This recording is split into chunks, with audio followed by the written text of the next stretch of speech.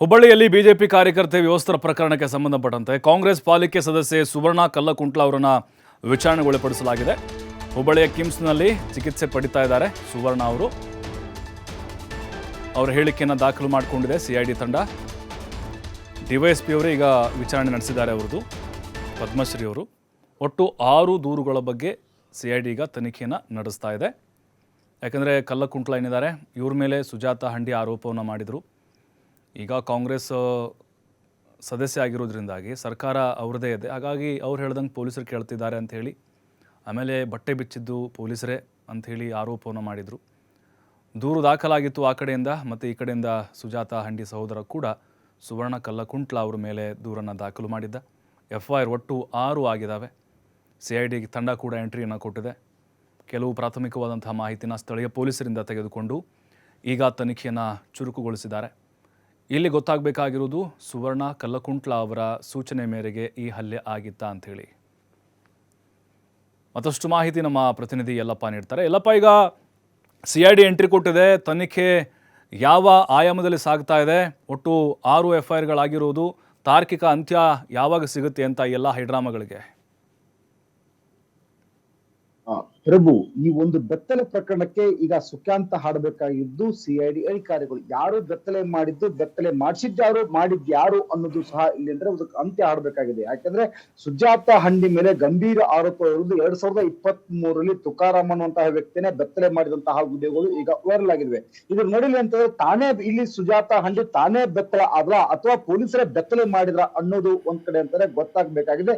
ಹೀಗಾಗಿ CID ಅಧಿಕಾರಿಗಳು ಇವತ್ತಿಂದ ಹಿಡಿದು ಕಳೆದ 4 ದಿನಗಳಿಂದ ಹುಬ್ಬಳ್ಳಿಯಲ್ಲಿ ಬೀಡು ಬಿಟ್ಟಿದ್ರೆ 3 ತಂಡಗಳಾಗಿ SP ಶಾಲು, DYSPಗಳಾದ ಪದ್ಮಶ್ರೀ ಮತ್ತು ಸಂತೋಷ್ ನೇತೃತ್ವದ ತಂಡ ಇಲ್ಲಿ ಅಂದ್ರೆ ಹುಬ್ಬಳ್ಳಿ ಕೇಶಾಪುರ ಪೊಲೀಸ್ ಠಾಣೆ, ಸೈಬರ್ ಕ್ರೈಮ್ ಪೊಲೀಸ್ ಠಾಣೆ, ಅದರ ಜೊತೆಗೆ ಪೊಲೀಸ್ ಆಯುಕ್ತಾಲಯ, ಈ 3 ಕಡೆಗಳಿಂದ ಸಹ ಇಲ್ಲಿ ಕಡತಗಳನ್ನ ಸಂಗ್ರಹಣೆ ಮಾಡಿತು. ಇದರ ಜೊತೆಗೆ ಇಲ್ಲಿ ಅಂದ್ರೆ ಇವತ್ತು ವಿಚಾರಣೆ ಮಾಡಿದ್ದು ಇಡೀ ದಿನ ಬೆಳಗ್ಗೆ 11 ಗಂಟೆಗೆ ಹುಬ್ಬಳ್ಳಿ ಕಿಮ್ಸ್ ಒಂದು ಏನು ವಿಶೇಷ ಕೊಠಡಿ ಅಂತ ಹೇಳ್ತೀವಿ, ಈ ಒಂದು ಸ್ಪೆಷಲ್ ವಾರ್ಡ್ಗಳಲ್ಲಿ ಒಂದು ಸುವರ್ಣ ಕಲ್ಕುಂಟ್ಲ ಚಿಕಿತ್ಸೆ ಪಡಿತಾ ಇದ್ರು. ಅಲ್ಲೇ ಠಿಕಾಣಿ ಹೂಡಿದಂತಹ CID DYSP ಪದ್ಮಶ್ರೀ 2 ಗಂಟೆಗಳ ಕಾಲ ಇಲ್ಲಿ ಡ್ರಿಲ್ ಮಾಡುವಂತಹ ಕೆಲಸವನ್ನ ಮಾಡಿದ್ರು. ಒಂದೇ ಉದ್ದೇಶ ಏನಂದ್ರೆ ತಮ್ಮ ಮೇಲೆ ಏನೇ FIR ಆಗಿದೆ ಸುವರ್ಣ ಕಲ್ಕುಂಟ್ಲ ವಿರುದ್ಧ ಸಹ ಇಲ್ಲಂದ್ರೆ ಒಂದು ದೂರು ದಾಖಲಾಗಿದೆ.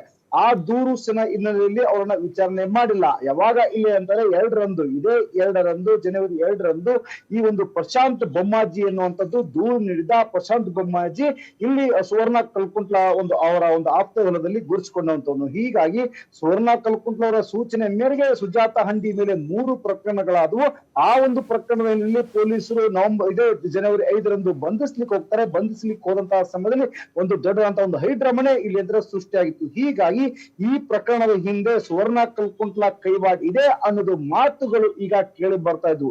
ಹೀಗಾಗಿ ಒಂದು ಪ್ರಕರಣಕ್ಕೆ ಅಂತ್ಯ ಆಡಬೇಕು, ಬೆತ್ತಲೆ ಮಾಡಿದ್ಯಾರು, ಬೆತ್ತಲೆ ಮಾಡಿಸಿದ್ಯಾರು ಅನ್ನೋದು ಇಲ್ಲಿ ಅಂದ್ರೆ ರಾಜ್ಯ ಜನರಿಗೆ ಗೊತ್ತಾಗಬೇಕು ಮತ್ತು ಸರ್ಕಾರಕ್ಕೆ ಈ ಸಂಪುಟಕ್ಕೆ ಒಂದು ವರದಿಯನ್ನ CID ಕೊಡಬೇಕು. ಅದೇ ಒಂದು ಕಾರಣಕ್ಕೆ ಒಟ್ಟು 4 FIR 6 FIRಗಳನ್ನ ಹೊರತುಪಡಿಸಿದ್ರೆ ಇಲ್ಲಿ ಅಂದ್ರೆ ಒಂದು ಆ ವಿಡಿಯೋ ಯಾರು ರಿಲೀಸ್ ಮಾಡುದು ಅನ್ನೋದನ್ನ ಉಳಿದ ಏನಿದೆ ಸಂಪುಟಕ್ಕೆ ಏನಿದೆ ಒಟ್ಟು 4 FIRಗಳು, ಒಟ್ಟು 6 FIRಗಳಿವೆ. 6 FIRಗಳಲ್ಲಿ 4 FIRಗಳನ್ನ ಇಟ್ಟುಕೊಂಡು ಇಲ್ಲಿ ಅಂದ್ರೆ ಒಂದೊಂದೇ ಪ್ರಶ್ನೆಗಳನ್ನ ಇಲ್ಲಿ ಸುವರ್ಣ ಕಲ್ಕುಂಟ್ಲ ಮುಂದಗಡೆ ಕೇಳಿದ್ರೆ ಎಲ್ಲಿ ಯಾವ ಪ್ರಶ್ನೆಗಳನ್ನ ಕೇಳಿದರೆ ಆ ಎಲ್ಲಾ ಪ್ರಶ್ನೆಗಳಿಗೆ ಸುವರ್ಣ ಕಲ್ಕುಂಟ್ಲ ಉತ್ತರ ಕೊಟ್ಟಿದ್ದಾರೆ ಅನ್ನೋದು ಮಾತು ಸಹ ಇಲ್ಲಿ ಅಂದ್ರೆ ತಿಳಿಸಾಗಿ ಲಭ್ಯವಾಗಿದೆ. ಆದ್ರೆ ಪ್ರಮುಖವಾಗಿ ಇಲ್ಲಿ ಅಂತಂದ್ರೆ ಪ್ರಶಾಂತ್ ಬೊಮ್ಮಾಜಿ ಏನ್ ದೂರಿನ ನೀಡಿದ್ದ, ಆ ದೂರಿನ ಜೊತೆಗೆ ಇಲ್ಲಿ ಅಂದ್ರೆ ಮತ್ತೆರಡು ದೂರು ಸುಜಾತಳ ಮೇಲೆ ದಾಖಲಾದವು. ಆ 2 ದೂರಿಗೂ ಆ ದಾಖಲಾದಿಗೂ ನಿಮ್ಮ ಕೈವಾಡ ಇದನ್ನದ ಆರೋಪ ಕೇಳಿ ಬಂದಿತ್ತು. ಹೀಗಾಗಿ ಸುವರ್ಣ ಕಲ್ಕುಂಟ್ಲವನ್ನ 2 ಗಂಟೆಗಳ ಕಾಲ CID ವಿಚಾರಣೆ ಮಾಡಿ ಅದರ ಜೊತೆಗೂ ಸಹಿತ ಇಲ್ಲಿ ಸುಜಾತ ಹಂಡಿ ಜಾಮೀನು ಕೋರಿ ನ್ಯಾಯಾಲಯದ ಮೊರೆ ಹೋಗಿದ್ದಾರೆ. ಪ್ರಭು, ಥ್ಯಾಂಕ್ ಯು ಯಲ್ಲಪ್ಪ ಮಾಹಿತಿಗಾಗಿ.